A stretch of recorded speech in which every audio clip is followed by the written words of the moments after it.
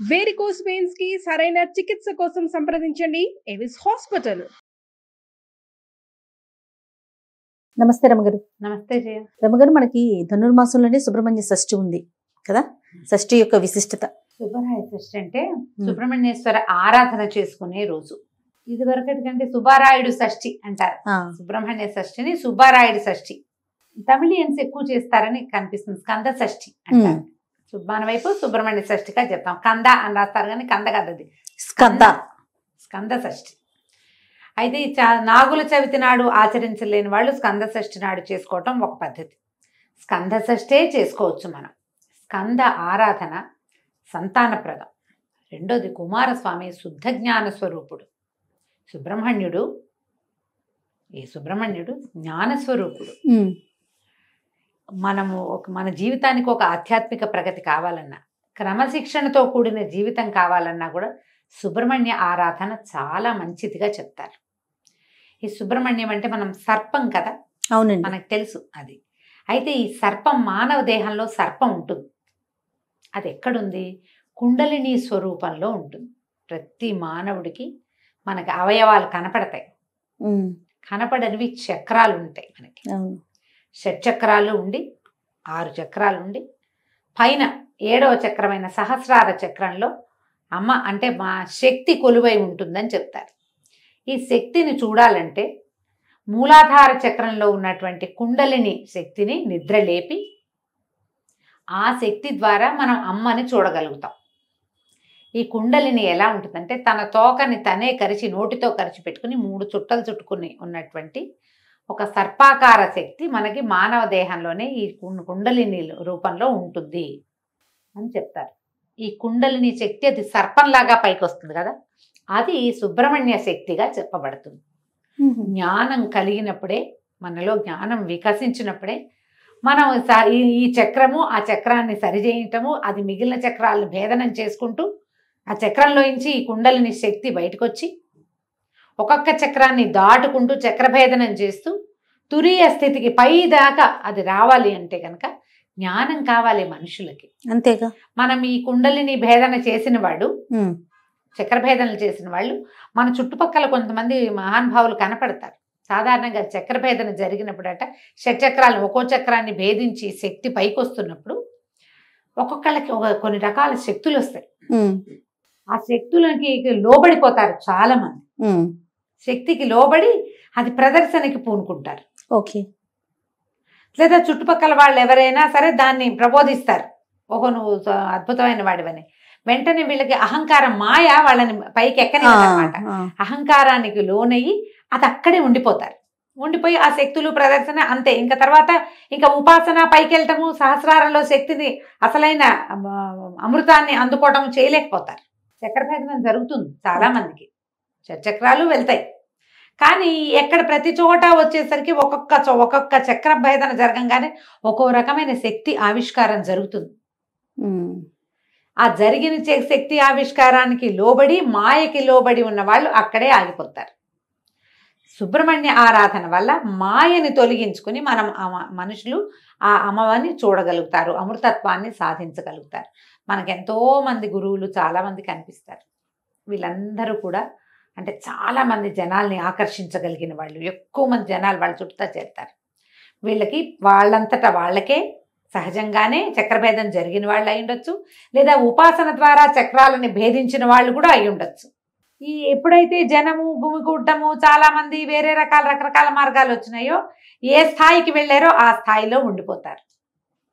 మనం ఎంతో మందిని గమనిస్తాం, పెద్దవాళ్ళని చూస్తాం, వాళ్ళలో విపరీతమైన జనాకర్షణ ఉంటుంది. వాళ్ళు ఏం చెప్పినా వింటారు జనం. అవును, వాళ్ళ వెనకాల పరిగెడతారు, వాళ్ళనే పరమ గురువుగా భావిస్తారు కూడా. ఎంతమంది కనిపిస్తారు వాళ్ళలో కూడా. ఇప్పుడు ఈ అమృతత్వాన్ని సాధించి మనుషుల కోసం ఇలా ఉన్నవాళ్ళు కొంతమంది ఉండుండొచ్చు మహానుభావులుగా, లేదా అమృతత్వాన్ని సాధించలేక ఎంత మటుకు వెళ్ళారో అక్కడే ఆగిపోయిన మహానుభావులు కూడా కొంతమంది ఉంటారు. ఎవరైనా మహానుభావులే, అందులో తేడా ఏం లేదు. కాకపోతే వాళ్ళు ఎంతవరకు వెళ్ళారు, ఇంకా ఎంత వెళ్ళాలి అనే జ్ఞానాన్ని సుబ్రహ్మణ్యుడు ప్రసాదిస్తాడని చెప్తారు. మనం ఇప్పుడు మామూలు మనలాంటి వాళ్ళకి ఏం తెలిసే, ఇవన్నీ విని తెలుసుకుని చదువుకుని అంతే. ఈ చక్రము భేదించడం అంటే ఏమిటో సాధారణ మనుషులకు అర్థమే కాదు. అవి నాకు అయిపోయింది అనుకుంటారు. అయిపోయిందంటే అవదది. నాకేమీ కాలేదనుకుంటే అయినట్టు. ఏమీ అవదు, దానికి సమయం పడుతుంది. కానీ ఆధ్యాత్మికమైన ఆలోచనలు, స్పిరిచువాలిటీ వేరు, మనకి డివోషనల్ వేరు కదా, నీకు తెలుసు కదా. అవునండి. భక్తి వేరు, ఇది వేరు. స్పిరిచువల్ థింగ్ అనగానే ఆత్మకి సంబంధించిన జ్ఞానం వేరు, దీన్ని దాటింది.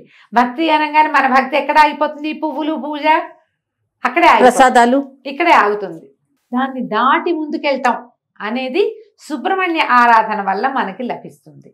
ఈ సుబ్రహ్మణ్య ఆరాధన కూడా ఏదో శ్రోత్రియంగా ఏది కనపడుతుందో దాన్ని చేయటం కాకుండా ధ్యానము, తదేక దీక్ష, ఇవి చాలా అవసరం. తరచుగా సుబ్రహ్మణ్య దేవాలయాలు దర్శించే వాళ్ళకి ఆత్మజ్ఞానం వైపు దృష్టి వెళ్ళటానికి అవకాశం ఉంది. ఆయన్ని ఆరాధిస్తే మన ఆధ్యాత్మిక ప్రగతి బాగుంటుంది.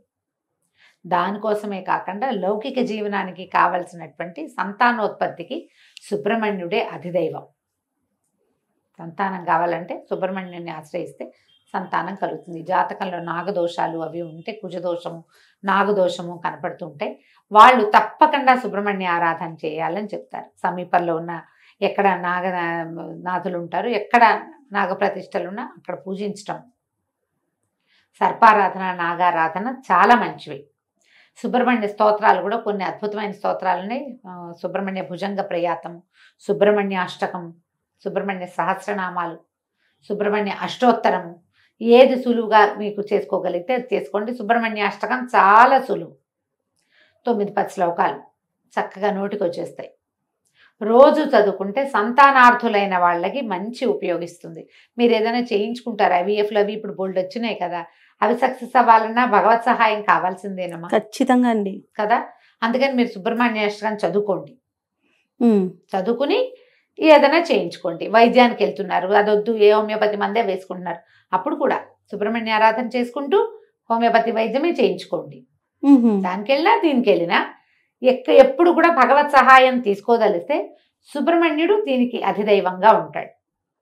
వివాహాలు ఆలస్యమైన, సంతానం లేట్ అయినా, లేదా అబార్షన్లు అయిపోయే వాళ్ళు చాలా మందికి, మిస్క్యారేజెస్ అయిపోతుంది, కొంతమందికి ఎక్టోపిక్ ప్రెగ్నెన్సీ లాంటివి వస్తాయి, వాళ్ళకు కూడా సుబ్రహ్మణ్య ఆరాధన మంచిది, స్కందారాధన మంచిది అనేది మనం ఎప్పుడు చెప్తూనే ఉంటాం. ఎందుకంటే ఈ స్కందుడు ఎన్ని చోట్లకో మారి ఎక్కడ ఇది కాకుండా జన్మించాడు. ఎన్ని ప్రతికూల పరిస్థితులు వచ్చాయో ఆయన పుట్టుకి, అమ్మా నాన్నని కలవనివ్వల దేవతలందరూ కలిసి, సహజంగా ఆయన పుట్టలేకపోయాడు, సహజంగా జన్మించలా. శివవీర్యాన్ని శక్తిలో నిక్షేపితం చేయలేకపోయారు, పార్వతిలోకి రానివ్వలా దాన్ని. ఆ శివవీర్యం భూమి మీద పడింది, అగ్నిదేవుడు భరించాడు, అక్కడి నుంచి గంగానదిలోకి చేర్చారు. ఆవిడ శరవణంలో వదిలిపెట్టింది, దాన్ని అక్కడ వదిలేసింది. శ్వేతపర్వతం ఎక్కడ వదిలిపెట్టేసింది. వదిలేస్తే అప్పుడు ఇవన్నిటికీ ఎన్ని చోట్లకి జారినా కూడా చివరికి శిశువుగా మారాడు ఆయన, రెల్లు గడ్డలో నుంచి. అంతే కదా అమ్మగారు, శరవణ భవుడు, అందుకే కదా ఆ రెల్లులో జన్మించాడు. ఇన్ని చోట్లకి మారినా జన్మ మాత్రం కుదిరింది. ఆయన తారకాసుర సంహారం చేశాడు. తారకాసుర సంహారం కోసం జన్మించిన వాడు ఈయన. అంటే ఏదో ఒకటి సాధించడానికి పుట్టాడు.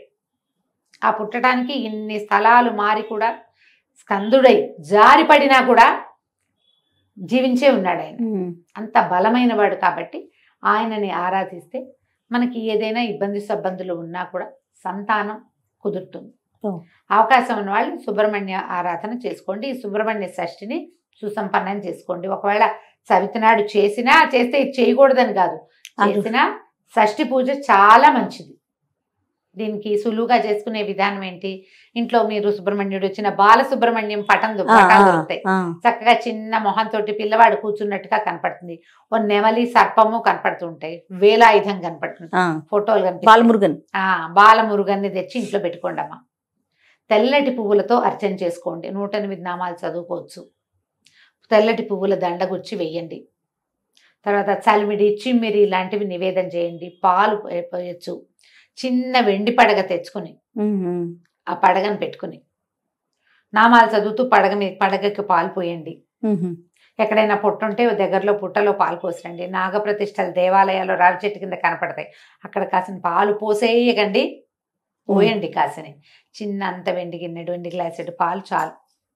ఉద్ధరణతో పోస్తే ఒక 11 సార్లు, 11 ఉద్ధరణలు, అంతకంటే అవసరం లేదు. పుట్టలో పోస్తే 3 ఉద్ధరణల పాలే పోయమని చెప్తారు, అంతకంటే అక్కర్లా. ఆవు పాలు పోయండి, అవి శ్రేష్టం. మీకు అవకాశం ఉంటే చిమ్మిడి చలిమిడి చేసుకోండి. పగలు తరిగినవి తినద్దు, రాత్రిపూట అన్నం తినకూడదు, ఉపవాసం చేయాల్సిందే. పగలు భోజనం చేసి రాత్రికి ఉపవాసం చేయొచ్చు. కొన్ని చోట్లయితే మొత్తం 2 పూట్ల చిమిడి చలిమిడి తినే ఉంటారు. మీ ప్రాంతాల వారీగా ఏం చేస్తారో అది చేయండి. మీ ప్రాంతాల్లో ఏ పద్ధతులు లేకపోతే నేను చెప్పిన సులువైన విధానాన్ని పాటించండి. 2 టమాటాలు చిదిపి పప్పులు వేసుకోండి, ఒక టమాటా చారు పెట్టుకోండి, పగలు భోజనం అయిపోతుంది. క్యాలీఫ్లవర్ లాంటివి ఇట్లా తుంపితే కూర అయిపోతుంది. అవునవును. చాకులతో కొయ్యొద్దు అని చెప్తారు. మరి ఎందుకు చెప్తారో తెలీదమ్మా. నేను మా పుట్టింట్లో అత్తారింట్లో కూడా అదే విధానం, నాకున్న విధానాన్ని నేను మీకు చెప్తున్నాను. అంటే మీకు ఏదైనా విధానం ఉంటే అవి పాటించండి. కుటుంబ విధానం ఉంటే పాటించడమే. మీకేమీ లేదు మీరు చేయాలని భావిస్తూ కనుక ఇలా చేసుకోవచ్చు. రాత్రికి ఆ చిమ్మిరి చలిమిడి తినండి. ఏదైనా ఒక పండో ఫలమో, అరటిపళ్ళు మంచిదమ్మా. ఈ కోసుకునే పళ్ళు అవి తినకండి. చాకు ముట్టుకోవద్దు, అదే రూల్. కొయ్యొద్దు, కత్తిపి చాక కాకపోతే కత్తిపితో కొయ్యచ్చా అని అడగండి. తరిగేవి కోసేవి పనికిరావు. సుబ్రహ్మణ్య భుజంగ ప్రయాతం కొంచెం టఫ్ కానీ అది చాలా బలమైంది, మంచిది అని చెప్తారు. ఎవరైతే ఉపాసనా మార్గంలోకి వెళ్ళాలనుకుంటున్నారో వాళ్ళు సుబ్రహ్మణ్య భుజంగ ప్రయాతాన్ని రోజు చదువుకోవటం వల్ల ఆధ్యాత్మికమైన ప్రగతి కొంత ముందుకెళ్తాం మనం సాధనలో. అవకాశం ఉన్న వాళ్ళు ఈ సుబ్రహ్మణ్య షష్ఠిని సుసంపన్నం చేసుకోండి. తప్పకుండా. నమస్తే. నమస్తే.